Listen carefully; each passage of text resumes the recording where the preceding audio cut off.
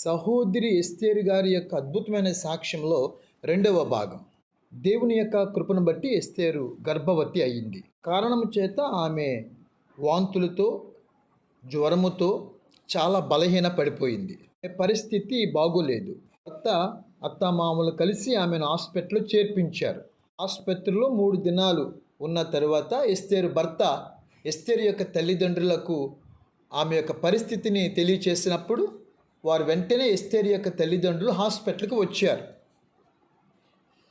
వారు హాస్పిటల్కి వచ్చిన వెంటనే అక్కడ ఉన్న డాక్టర్ ఒక మంచి శుభవర్తమానం చెప్పాడు. ఎస్తేరు 3 నెలల గర్భవతి అని తల్లిదండ్రులకు తెలియచేసినప్పుడు తల్లిదండ్రులు, అత్తమామలు, భర్త చాలా చాలా సంతోషించి ఆనందించారు. ఆ క్రమంలో ఆ తరువాత అత్తమామల ఇంటికి ఎస్తేరును తీసుకొని వచ్చారు. వారి యొక్క తల్లిదండ్రులు కూడా వారితో పాటు వారి ఇంటికి వెళ్ళారు. వెళ్ళిన తర్వాత ఎస్తేరు యొక్క తల్లిదండ్రులు అత్తమామలతో, భర్తతో అంటున్న మాటలు ఏమిటంటే, కొన్ని దినాలు ఎస్తేరును మా ఇంటికి తీసుకొని వెళ్తాము, బలహీనంగా ఉంది కదా అని చెప్పి, భర్తతో మీరు కూడా వస్తూ ఉండండి అని చెప్పి ఎస్తేరును వారి ఇంటికి తీసుకొని వెళ్ళారు. వారి తల్లిదండ్రులు విజయవాడ నుండి విశాఖపట్నానికి క్షేమంగా ఎస్తేరుతో చేరుకున్నారు. విశాఖపట్నం వచ్చిన 15 రోజుల తర్వాత ఎస్తేరు భర్త దగ్గర నుంచి ఒక ఉత్తరం వచ్చింది. అందులో ఏమి వ్రాసి ఉందంటే, పెళ్ళికి ముందే అన్ని విషయాలు మీ నాన్నగారికి చెప్పాము, నాకు జీతం లేదని, అమ్మ నాన్నల యొక్క పెన్షన్ కూడా చాలా తక్కువని, అలాగా బ్రతుకుతూ ఉన్నామని, మాకు ఎటువంటి పై రాబడి లేదు అని మేము చెప్పాము. దీనికి మీ తల్లిదండ్రులు ఒప్పుకొని మన వివాహాన్ని జరిపించారు.